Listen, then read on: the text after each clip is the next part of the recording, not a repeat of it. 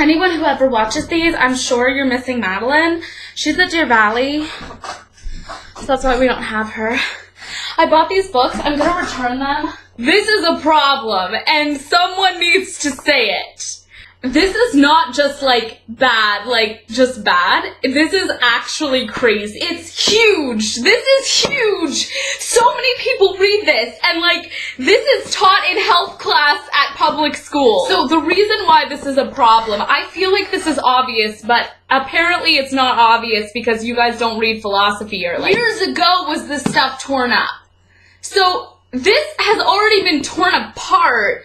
It's just that that's only for the people who read philosophy in college, and, like, not even those people, because there are plenty of people who read philosophy in college, they read stupid stuff, or they're just not paying attention. He's a PhD, so he thinks he can, like, have a voice in this world, which he most certainly can. The kind of voice that he's having is not something that I want to support. First of all, okay, we're all human beings on this earth. Like, let's not be, like, doing this. So you're like, these are the people who exist in this planet, these are the people who exist in that planet. That division produces the possibility for subjugation, because what you do is you say, oh, those are the objects, those are the subjects. These are the humans, they fit into my world, these are not humans. These are objects. It's not the only reason, but that's part of the reason why people, historically, why women can be treated as the other, is because you simply divide them. You just say they're from a separate world. We're not the same. Like, we don't exist in the same world. What he's trying to do is be like, you guys, we're from different worlds, so, like, we need to be understanding of one another. We're conditioned differently. We have different backgrounds. We have different ways of thinking, and therefore we have to be understanding of those other ways of thinking. Completely understand that idea, but what he's doing, he's just dividing this into two classes. It's kind of like race. You know how, like, a long time ago people would think, like, oh, black people aren't as smart as white people because of their nature?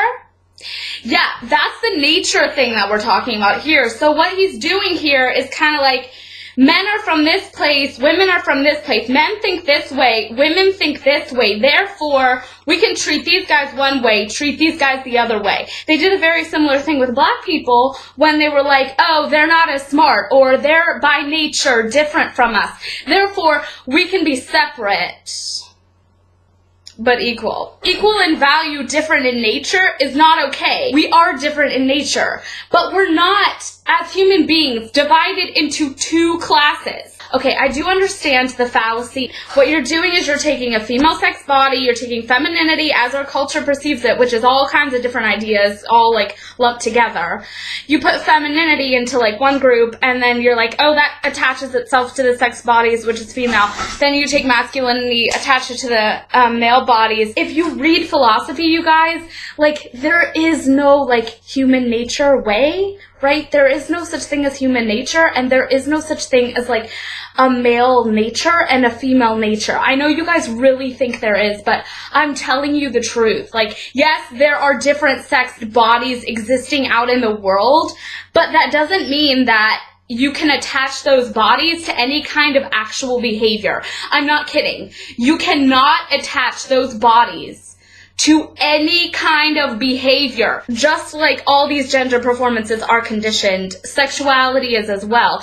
You can't tell by a person's behavior if you think it's feminine or masculine, like, whether or not they're gonna go for whatever body. I'm not crazy. I'm seriously not crazy. I know I'm saying things that, like, no one else is saying, but it's because no one else is reading the important thing.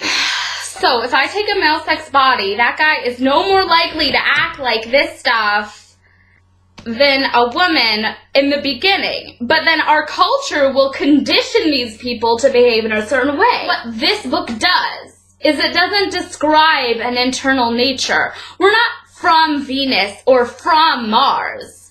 We have created Venus and Mars on Earth. We didn't, like, come from different places. We came from the same place, and having all these different, all these various predispositions that have nothing to do with masculinity, femininity as we conceive it, what he does is he creates these worlds.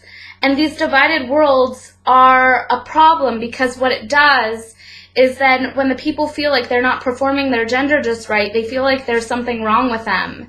And what I'm saying is there's nothing wrong with people who aren't performing the gender that this guy's talking about. Honestly, those are probably freer people.